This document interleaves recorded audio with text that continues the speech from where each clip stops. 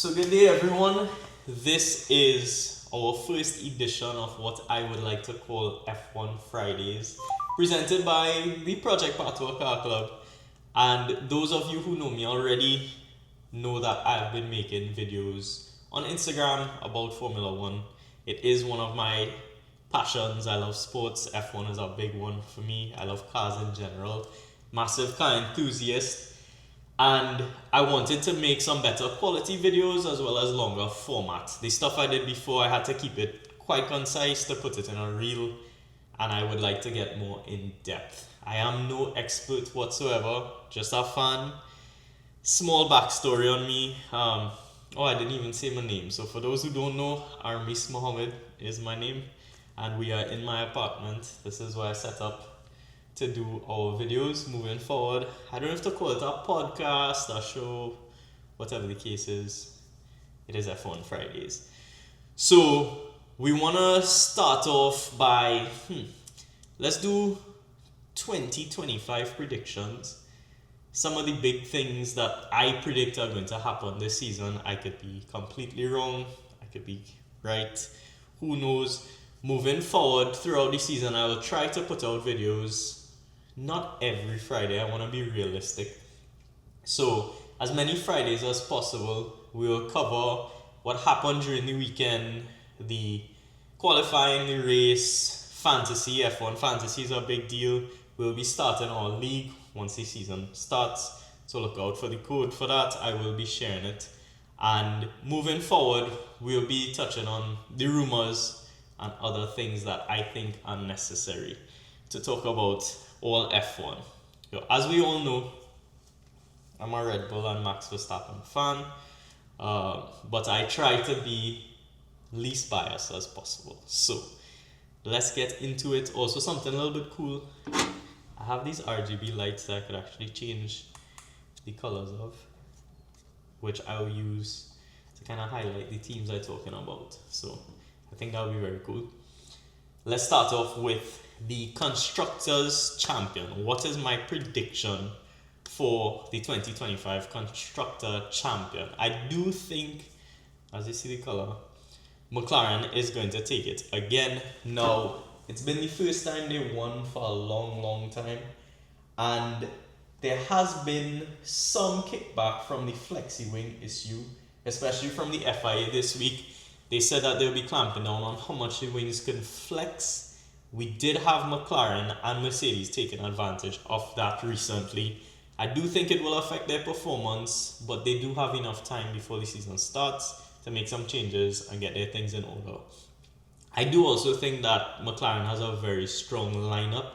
Not the strongest lineup anymore, as we saw Hamilton going to Ferrari, obviously. I do think Ferrari has the best lineup, however, may not have the best car. So, my top three: McLaren in first, Constructors, Ferrari in second, and Red Bull in third. Only reason Red Bull in third is because of Max. Liam Lawson has a lot to prove. I do think he did well last season given the few races that he actually drove in. But I think all the weight will still be on Max to really put in those performances. We are yet to see if Red Bull could regain their number one position. I do hope they can, but it looks like it's going to be an uphill battle to catch McLaren right now. Ferrari, very exciting, but I do think they will be focused more on their 2026 car. They do have some advantages when we look at like the engine regulations, we look at the new changes. I do expect Ferrari to put a little bit more focus on 2026. Doesn't mean I expect them to drop the ball in 2025, but I don't know if they'll commit that many resources to it. So, again, to recap, McLaren, Ferrari, Red Bull. We move on to my Drivers' Champion prediction. I have in first place, and this is not necessarily due to bias, although you might think. I will still say that Max is going to be Drivers' Champion. Only reason is the current regulations. I do think Red Bull, although they have fallen behind, they have stepped up a little bit coming to the end of last season. Also with Liam Lawson there, I think Max may get a little bit more help moving forward. I hope. And it could buffer him with those battles between McLaren and Ferrari. My pick is Max in first just due to his sheer quality. As you can see, Max Funko over there. We have in second place, I do think is Lando again. McLaren, in my mind, having the fastest car. Lando is the fastest driver of that McLaren team.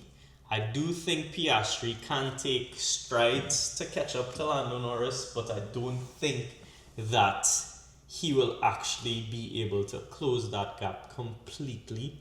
We obviously have to see throughout the season. I think his experience is going to build slowly but surely, and we need to see Lando be a little bit more aggressive. That's one of the biggest issues I have with Lando, is that he just doesn't push hard enough and drops the ball on those starts. So moving on to Leclerc, I think he will do third, and this is me predicting that Leclerc will finish higher than Lewis Hamilton. I think Hamilton will take a while to get used to the Ferrari car. The Ferrari team is a big change for him career-wise. However, Leclerc has been for the most part consistent. He had a bit of a dip last season, but I wouldn't say he's off form at all. And coming up to the end, he did pick back up. So again, to recap, my driver's champion. Oops, I forgot to change the color. I'll change the color for Max, my boy. Although blue is not really my favorite color, huh? Red is, but I do like Ferrari. So Max in first, Lando in second, and Leclerc in third. I move on to biggest overachiever. Biggest overachiever driver-wise. For me, I think it will be Ollie Behrman. Now, he does have a lot of hype coming into this season, but I think it kind of died down due to the fact that there's so much things going on in F1 right now. The whole Hamilton scenario, then we have all these rookies joining as well. I do expect Behrman to do very well though. We did see when he had that Ferrari outing, and then when he was able to take those other few drives last season, he could perform, and I think he has one of the highest ceilings for the rookies that are there. And technically he's not a real rookie, so he has a little bit extra experience moving forward, and that would be my pick for the highest overachiever. Do I expect him to be in the top 5 or top 6 all the time? But I do expect him, if Haas gives him a good car, I do expect him to score some points. So that is my overachiever driver. Now, biggest flop for me, I don't want to say it's a flop, right? But Lewis Hamilton, I don't expect him to beat Charles Leclerc throughout the season moving forward. I think a lot of people expect him to just go in guns blazing. A lot of Hamilton fans, a lot of Ferrari fans. I do think he will do great, but give him some time. And Leclerc is no pushover whatsoever. He's one of the fastest drivers in F1 for a long time. We have to see if Hamilton could pick up his qualifying form, but we'll have to wait and see. My biggest flop, just due to the perception and what I think people expect, is Lewis Hamilton. We move on to biggest overachiever in terms of a team, and I will have to go with Mercedes-Benz. Now most people know I'm kind of a Mercedes hater, but now I drive a Mercedes. So I'm currently driving a Mercedes. So I'll give them a little props. I do think they are flying a little bit under the radar currently.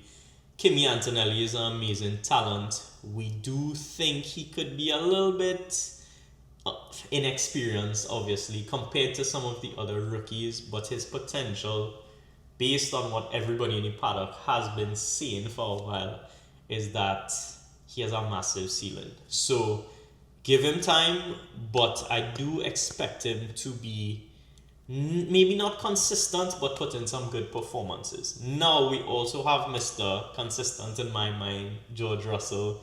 He does have some random crazy spurts where he just goes too hard and crashes, and when the pressure on him when he's in first place, he doesn't really do very well.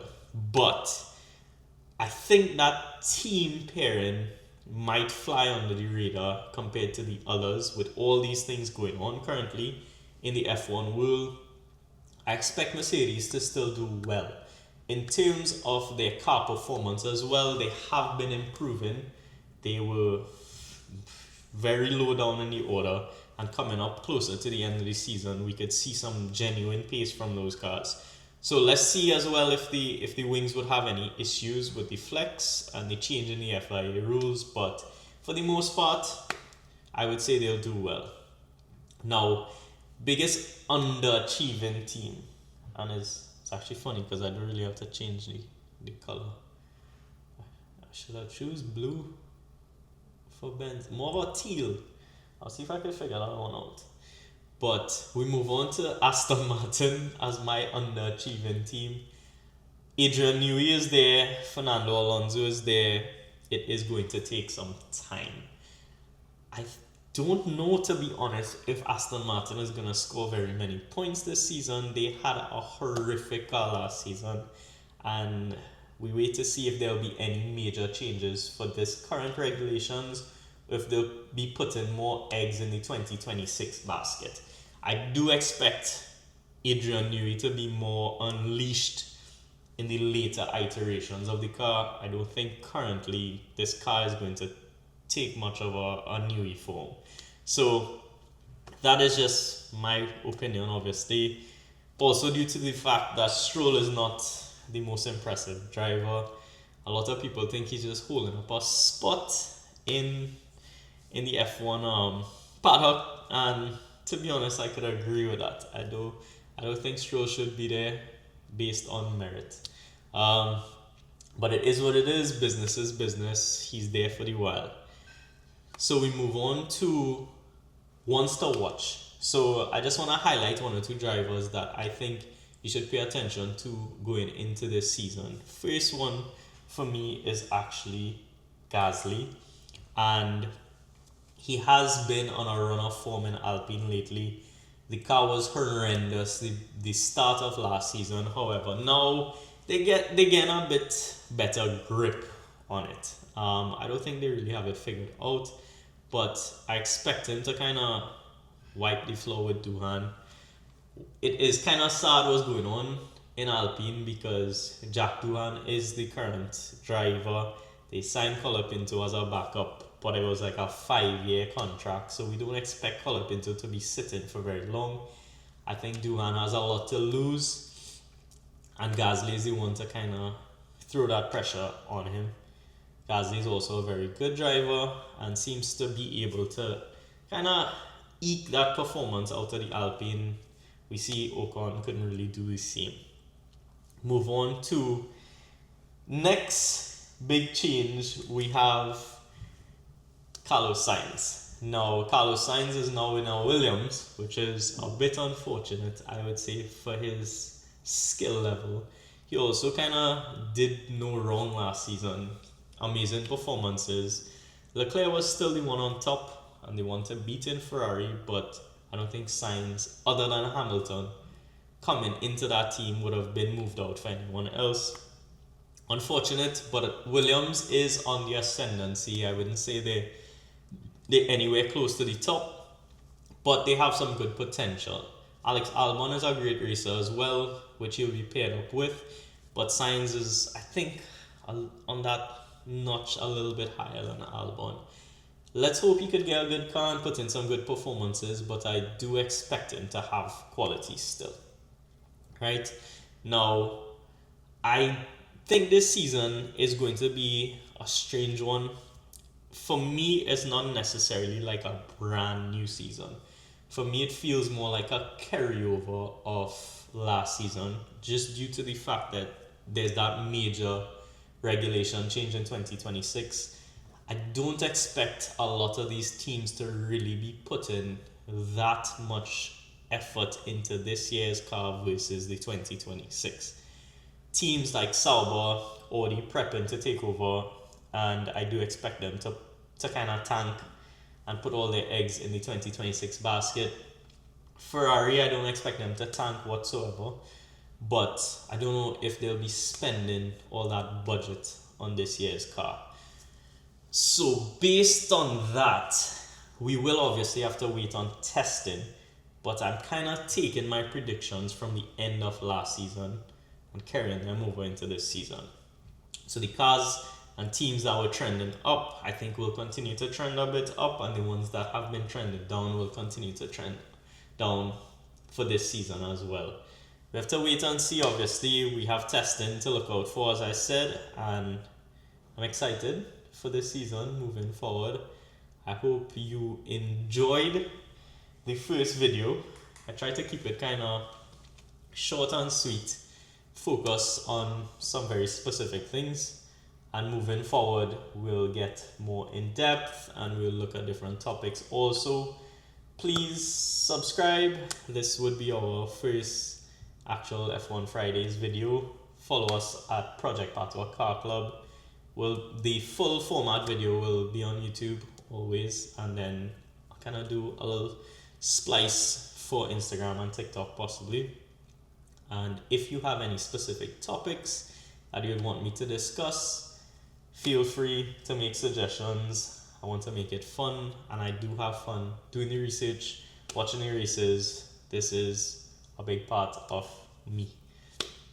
Thank you very much. That was the first episode. Let me know if you agree or disagree with my predictions, obviously.